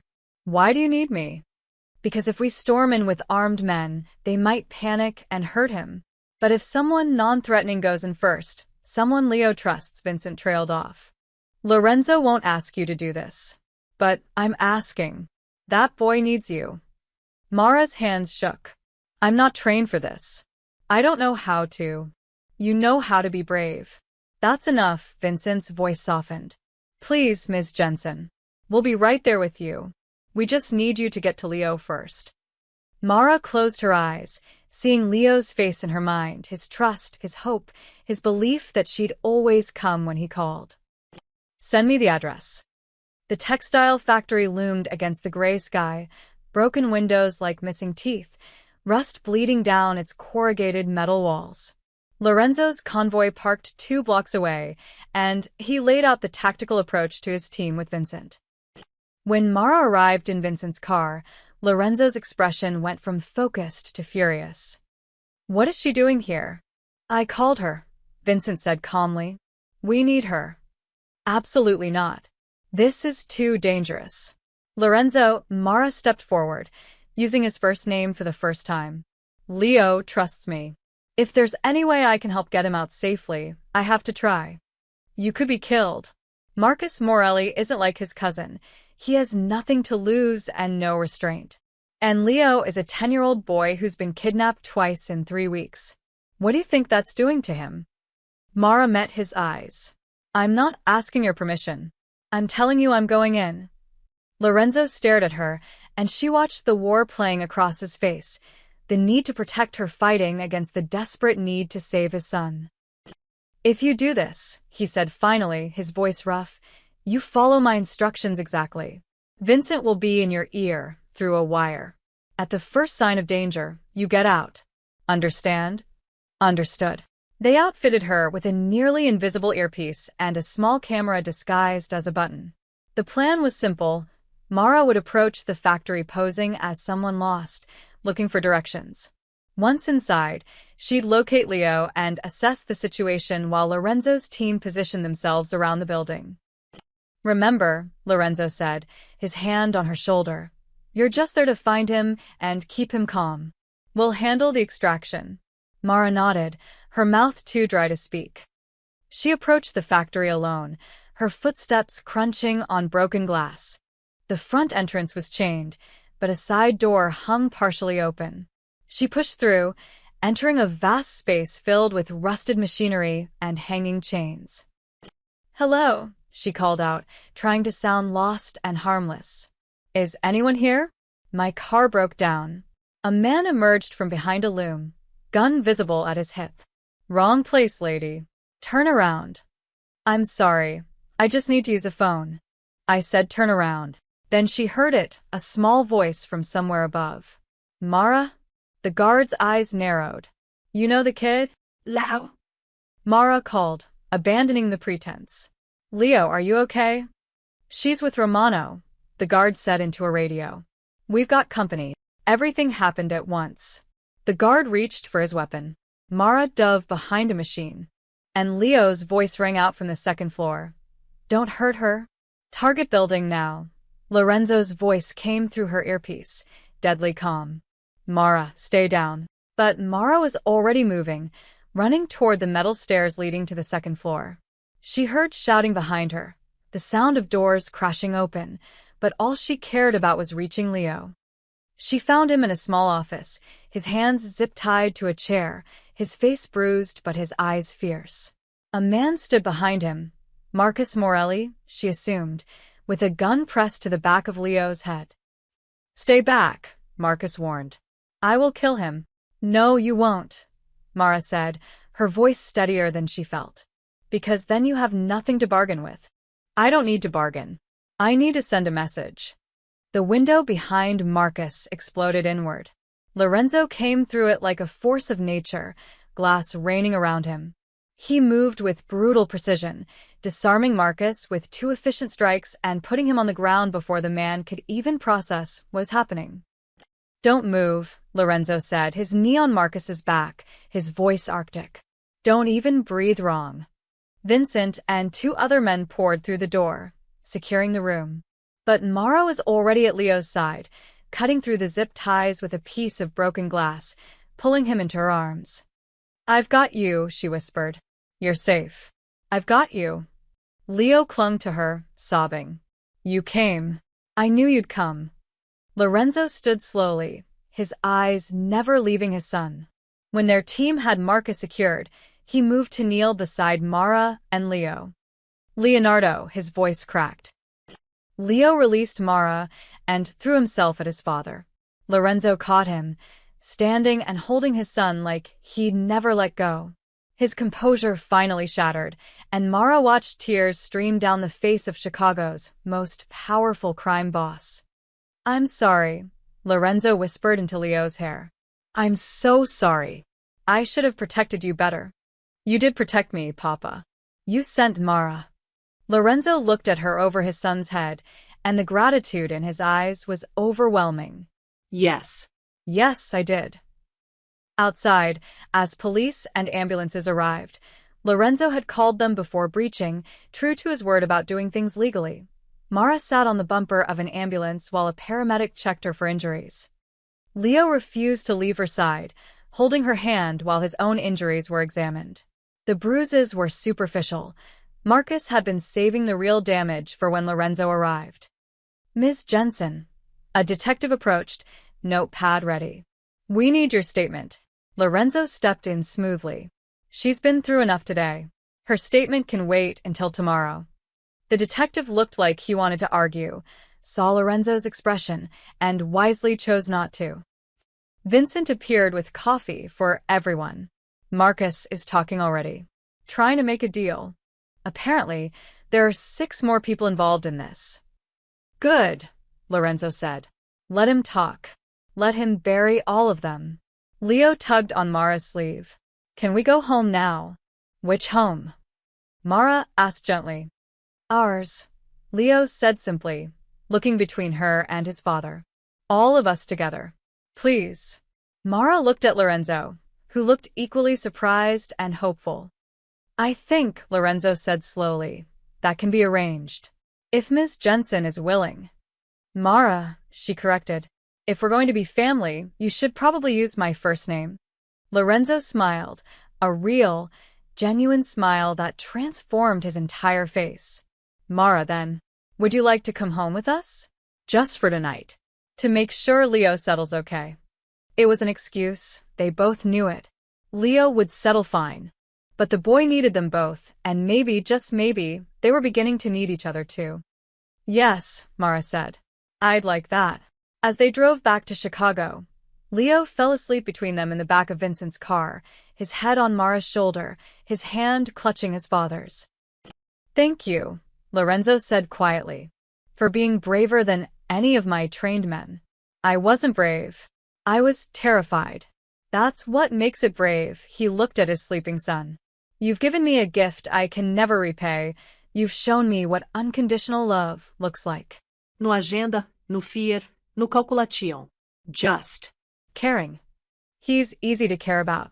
Still. In my world, that's rare. You're rare, Mara Jensen. Mara looked out at the Chicago skyline appearing in the distance and thought about how much her life had changed in 3 weeks. She'd found a boy in an alley. And somehow, she'd found everything she'd been missing. The Romano Estates dining room had never felt more like home.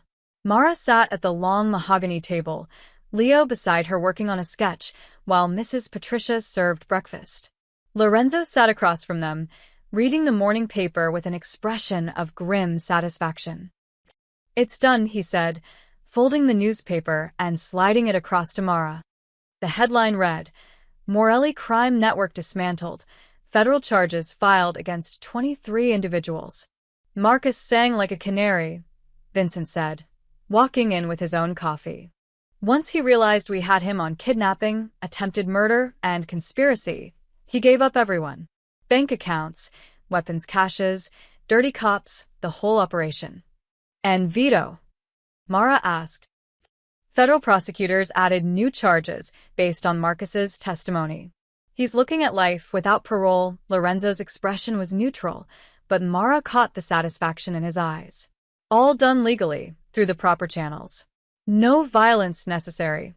Leo looked up from his drawing. So it's really over? The immediate threat? Yes, Lorenzo reached across to squeeze his son's hand. Marcus's people are either arrested or scattered. The families who are listening to Vito's rhetoric have backed down. And the rest of the organization has been reminded why we do things my way. What way is that? Mara asked. Smart beats strong every time. Lorenzo smiled slightly. Vito wanted to prove I was weak because I wouldn't unleash violence. Instead, I proved that discipline and strategy are more powerful than any gun. What happens now? Mara asked. Now. Lorenzo leaned back. Now we rebuild. Not the organization that's stable, but our lives. Leo's life especially. Over the past week, since the factory rescue, Mara had been staying in one of the estate's guest rooms, just temporarily, though no one seemed in a hurry for her to leave. She'd watched Lorenzo transform from the fearsome Don everyone whispered about into something more human. A father trying to figure out how to balance protection with freedom. I've made some decisions, Lorenzo announced. Leo, you'll continue with your current therapist. Dr. Morrison says you're making good progress. But we're also reducing your security detail to 2 guards, and they'll maintain distance unless there's an active threat. Leo's eyes went wide. Really? Really? You were right. I can't keep you in a cage made of guards and fear. But you have to promise me something in return. Anything. You are the tracker watch at all times. You check in every 2 hours. And if you ever feel unsafe, you call immediately. No trying to handle it yourself. I promise, Papa. Good. Also, you're joining the school art club. I've already spoken to your teacher. She's thrilled. Leo jumped up and hugged his father. Thank you. Thank you. Mara watched the scene, her throat tight with emotion. This was what Leo had needed all along. Not absolute freedom, but trust. Boundaries that felt like protection rather than prison. And you? Lorenzo turned to Mara. The restaurant opens in 6 weeks. I've hired a full staff based on your specifications, and the contractors are ahead of schedule. Lorenzo, I still can't believe. Believe it. You've earned it. He pulled out another envelope. But there's something else. Leo and I discussed this, and we'd like to make you an official part of his support system. Not an employee, not a contractor, but he paused, searching for words. Family. Mara's vision blurred. What? Leo pulled a paper from his sketchbook. I drew this for you. It was a family portrait, Lorenzo, Leo, and Mara, standing together in front of the restaurant. Above it, in careful lettering, our family. You gave my son his heart back, Lorenzo said quietly. You showed him what it means to be cared for without conditions. And you showed me, he swallowed hard. You showed me that I was becoming the thing I'd spent my life trying not to be, a man ruled by fear instead of love. I just did what anyone would do. No, Vincent interjected from the doorway. Most people would have taken the reward and run. You stayed. You risked your life. Twice. That's not what anyone does. That's what family does. Mara looked around the table, at Leo's hopeful face, at Lorenzo's careful vulnerability, at Vincent's approving nod. These people had become her family without her even realizing it. Okay, she said softly. Yes. I'd be honored. Leo cheered and hugged her. Lorenzo smiled, that genuine smile that still transformed his face, and raised his coffee cup in a toast. To new beginnings, he said. To family, Mara added. To being normal, Leo chimed in, making them all laugh. Later that afternoon, Lorenzo found Mara in the estate's garden, where Leo was teaching her about the flowers his mother had planted years ago. May I borrow you for a moment? Lorenzo asked. They walked along the stone path, away from Leo's earshot. There's something you should know, Lorenzo said. The people in my organization, they respect strength, but they respect honor more. What you did, walking into that factory unarmed to save my son. Word spread. You're being talked about as the woman who proved courage doesn't require violence. I don't want to be talked about in your world. Too late. You're already part of it. He stopped walking, turning to face her. But here's what that means practically. You're under my protection now. Anyone who threatens you threatens me. You'll never have to fear debt collectors, landlords, or anyone else again. Not because I'm paying your way, but because you're family. And we protect family. Lorenzo, I don't want your money. I know, but you're getting my protection anyway. Non-negotiable, his expression softened. Mara, you walked into a building full of armed men to save my son. You think I'm going to let anything happen to you now? Not a chance. Is this how your world works? Everything's about debts and protection? Usually, yes. But with you? Lorenzo shook his head. With you, it's simpler. You matter to Leo. Therefore, you matter to me. No debt, no transaction. Just gratitude. Mara studied his face, seeing the man behind the reputation. Your wife would have liked you like this. This version of you. Lorenzo's eyes grew distant. Sophia always said I was two people, the man I was with her and Leo, and the man I had to be for everyone else. She begged me not to let the second one consume the first. And did you? Let it consume you. Almost. Until a waitress found my son in an alley and reminded me what really matters, he smiled slightly. Sophia would have liked you. She always believed in the goodness of people, even when I couldn't. They walked back toward Leo, who was now drawing the garden with intense concentration. Look, Papa. I'm capturing the light through the trees, like Mama taught me. Lorenzo knelt beside his son, genuinely studying the work. It's beautiful, Leonardo. Your mother would be proud. I think she'd be proud of you too, Leo said seriously. You beat the bad guys without becoming one. That's what real power looks like, right? Lorenzo pulled his son close. Yes. That's exactly what it looks like. Mara watched them together and felt something shift in her chest, a sense of belonging she'd never experienced. She'd spent her whole life on the outside, watching other people's families through windows, imagining what it felt like to truly matter to someone. Now she knew. And it was worth every terrifying moment that had brought her here. Mara, Leo called. Come see. I'm going to paint this as a gift for your restaurant. She joined them in the garden, and as the three of them discussed colors and perspective, Vincent watched from the terrace with a satisfied smile. The Romano family had been broken, fractured by fear and loss. But somehow, a poor waitress with a kind heart had helped them find their way back together. And in doing so, she'd found her own place to belong. 6 months later, the morning sun streamed through the large windows of Mara's kitchen, though the sign outside read Sophia's Table in elegant script, a name Leo had suggested to honor his mother's memory. Mara stood behind the counter, watching as families filled the cozy space. The exposed brick walls displayed Leo's artwork, paintings of the city, the garden, the stray cats they still fed together. In the corner, a small area was designated for children to draw while their parents ate, free art supplies available to anyone who wanted them. Miss Mara, a little girl ran up, clutching a drawing. Look what I made. Mara crouched down, admiring the crayon masterpiece. That's beautiful, Sophia.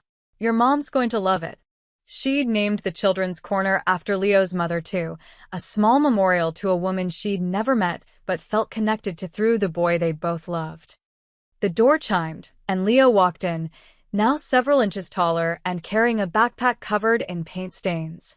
His security detail, reduced to one guard who stayed outside, gave Mara a friendly wave through the window. How is art club? Mara asked, already preparing his usual, hot chocolate and a grilled cheese. Amazing! Mr. Peterson said my piece might be selected for the City Youth Exhibition. Leo climbed onto his favorite stool at the counter. And Marcus, my friend Marcus from class, he wants to come over this weekend.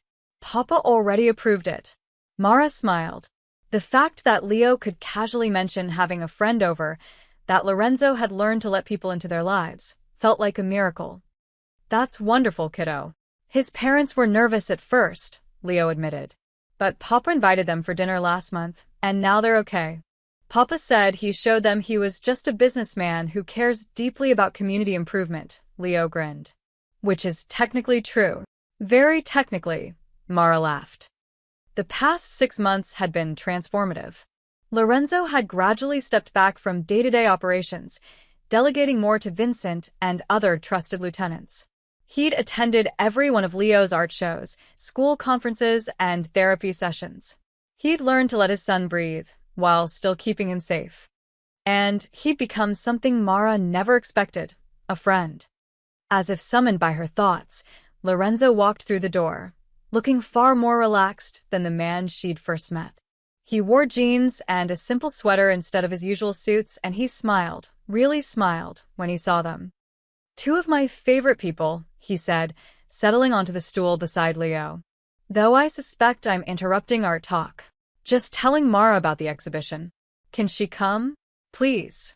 I wouldn't dream of going without her. Lorenzo caught Mara's eye. You're coming, right? Wouldn't miss it. A woman approached their table, Mrs. Chun from Mara's old building, who'd become a regular. Mara, dear, this stew is perfection. What's your secret? Love and patience, Mara replied, the same answer her foster mother used to give. That's all it takes. After Mrs. Chun left, Lorenzo said quietly, You've built something special here. It's not just a restaurant, it's a community center. Look around. Mara did. In one corner, elderly regulars played chess. Near the window, a young mother nursed her baby, while her toddler colored. At the large communal table, a book club was meeting. And everywhere, people were talking, laughing, connecting. We serve 50 free meals a day to anyone who needs them, Mara said. No questions asked. Thanks to your endowment. Our endowment, Lorenzo corrected. This place belongs to all of us. You just make it work. Leo tugged his father's sleeve. Papa, tell her about the thing. What thing? Mara asked suspiciously. Lorenzo pulled out an envelope, a gesture that had become familiar over the months. Don't panic. It's not money this time. Then what is it? Adoption papers. Preliminary forms. Lorenzo's expression turned serious. Leo and I have been discussing this with Dr. Morrison. We'd like, if you're willing, to make this official. Not employment, not obligation, but legal family. Mara stared at the envelope, her hands trembling. You want to adopt me? Technically, it's more complicated than that since you're an adult, Lorenzo explained. But legally, we want you designated as Leo's guardian, co-parent, essentially. In case anything happens to me, in case Leo needs you, it would be official. You'd have rights, protections, legal standing. But more importantly, Leo added, his voice serious beyond his years, it means you're really my family. Not just Papa's friend or my friend, but my family. Like a mom, if that's okay. Mara's vision blurred with tears. Leo, You don't have to answer now, Lorenzo said quickly. This is huge, and we understand if you need time. Yes, the word came out choked. Yes, of course, yes.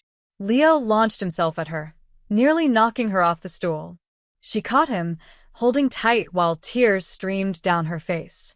Over his shoulder, she saw Lorenzo wipe his own eyes quickly. Thank you, Lorenzo mouthed. Later, after the dinner rush died down and Leo was doing homework in the back office, Lorenzo helped Mara clean tables, something he'd started doing regularly, claiming it helped him think. You know, he said, wiping down the counter, when Leo disappeared that first time, I thought my world was ending. Everything I'd built, everything I'd protected, none of it mattered if I couldn't keep him safe. But you did keep him safe. No. You did. You found a lost boy in the cold and showed him what kindness looked like. What family could be. Lorenzo paused, meeting her eyes. You didn't just save his life, Mara. You saved mine too.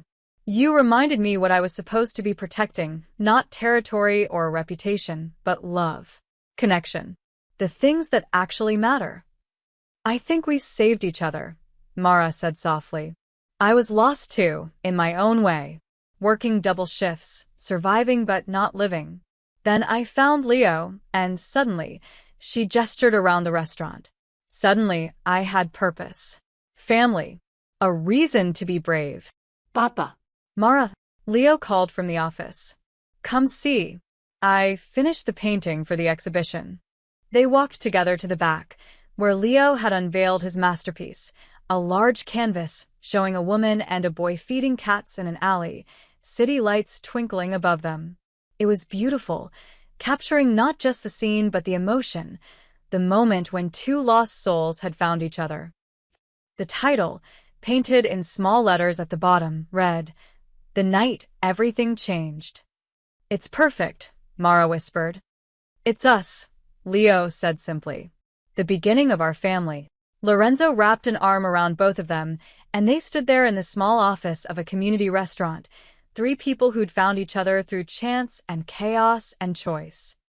A crime boss learning to be a father first. A lonely boy learning he could be loved for himself.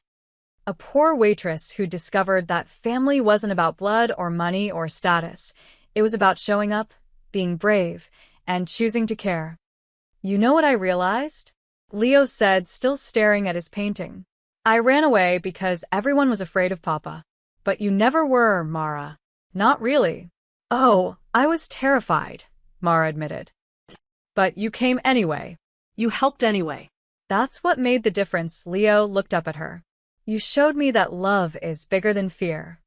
Mara pulled him close, meeting Lorenzo's eyes over his head.